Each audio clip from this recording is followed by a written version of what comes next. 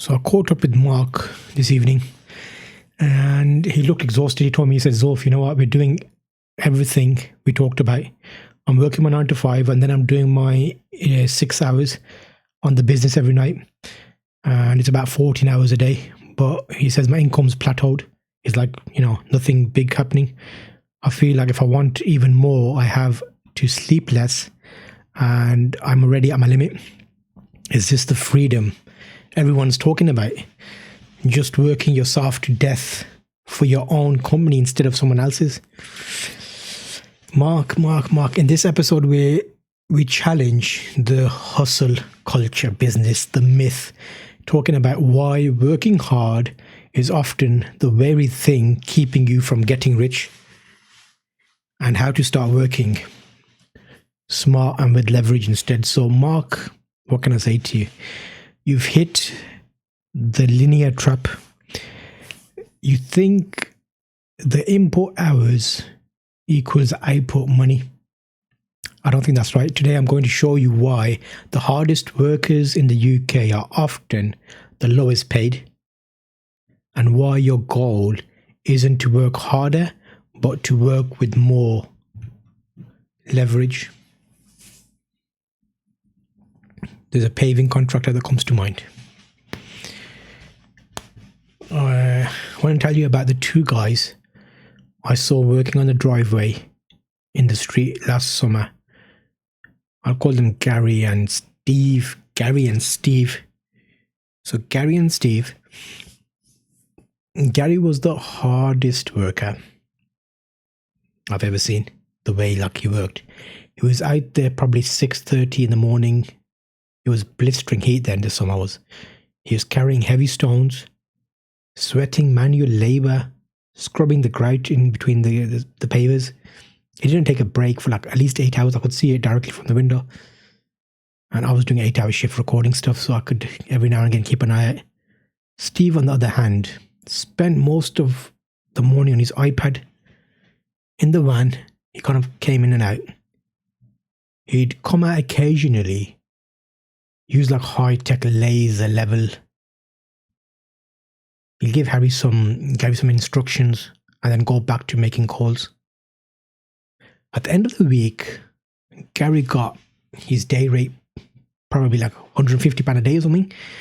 Steve, who owned the company, walked away with £3,000 profit after paying Gary and covering the materials. Gary worked 10 times harder, but Steve had the leverage. Why? He owned the contract, the brand, and the system. Gary was trading his spine for pennies. Steve was trading his strategy for pounds. I realized then that hard work is the tool, but leverage is the machine. Even though having the brand and the company is more costly, Steve can just walk away and not come in tomorrow. The contract was Gary working and Steve making sure he does the work or getting someone else to cover him. So there is some thought process behind that, but the trading hours for pennies logic. In my 18 years of industry experience, I've seen many people fail because they're busy. I ain't got time for that. If you're a one team person, like we talked about back in, I think, episode 10 when we did catch up with the Mark, you're limited by 24 hours in a day. If you charge £20 an hour, your maximum wealth is mathematically capped. You break the square one trap. Is you have to stop selling time and start selling value. Think about it differently. As a director, I don't ask, how can I do this? I ask, how can I do this? How can this be done with the least amount of my personal effort? It's not laziness. It's just efficiency.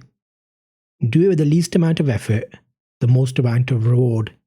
You need to find high value skills like data analysis, strategy, content creation. But where 1 hour of your work can generate thousands of pounds of value for a client who's willing to pay. The productivity gap, I was looking at some data. Let's look at the proof and evidence, because Mark always likes to hear the proof and evidence. So, Office of National Statistics tracks labour productivity in the UK. The data shows that the UK has a persistent productivity gap. So we work long hours, but our output per hour is lower than many other G7 nations. This is because we focus on hard work instead of capital investment and skills. The government's digital skills report highlights that high-value digital skills like the Google Data Analytics certification I hold are the fastest way to increase your hourly value.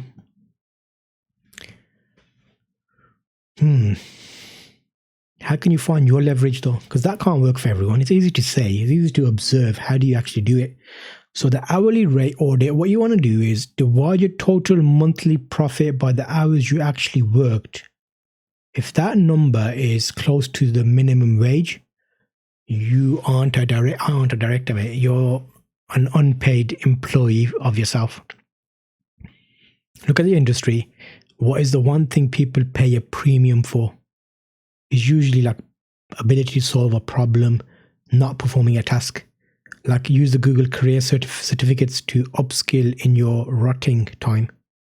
Do some extra qualifications that can help you be above the rest. Some extra communication training, loads of things out there, timekeeping, productivity. But can you turn your service into a product instead of doing data entry for 10 hours? Can you build a template or a script that does it in 10 minutes and sell the results? That is a leverage. So I told Mark, I was like, you know what? Stop trying to be Gary the Paver. Be Steve in the van. Look at the data entry clients. Instead of charging them per hour, offer them a data dashboard for a flat monthly fee. I'll take 2 hours to build, probably, but it'll save them 20 hours a month. They'll pay more for the result than they ever did for your time. He did try that, and he tried it with one of the clients. He messaged me like the other day, he messaged me after the evening. It was Thursday evening we spoke, I think. He said, Zulf, I pitched the dashboard idea to my biggest client. They didn't even blink at the price because I was offering them a solution. I've replaced 15 hours of manual work with a system that runs itself.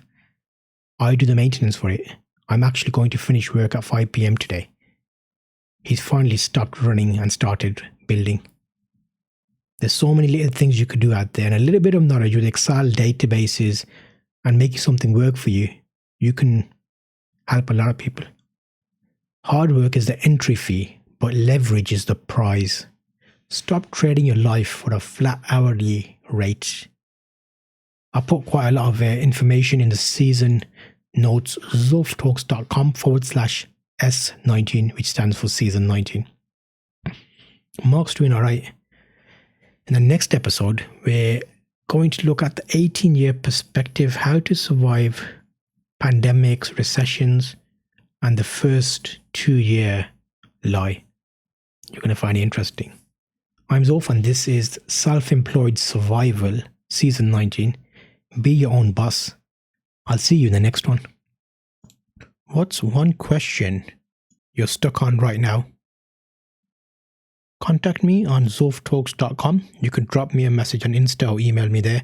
If you want, you could even put your answer below this episode in the comment section.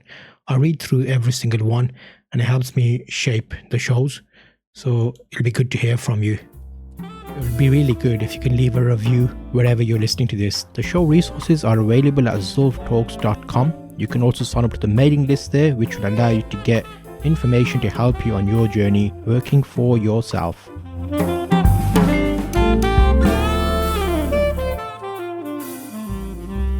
Working for yourself, I know you love it. Working for yourself, 'cause I love it too. Working for yourself, Zulf talks about it, making it easy for you. working for yourself. Go be your own boss, working for yourself. Zulf will help you along, working for yourself. Powered by trusted creators, ZulfTalks.com.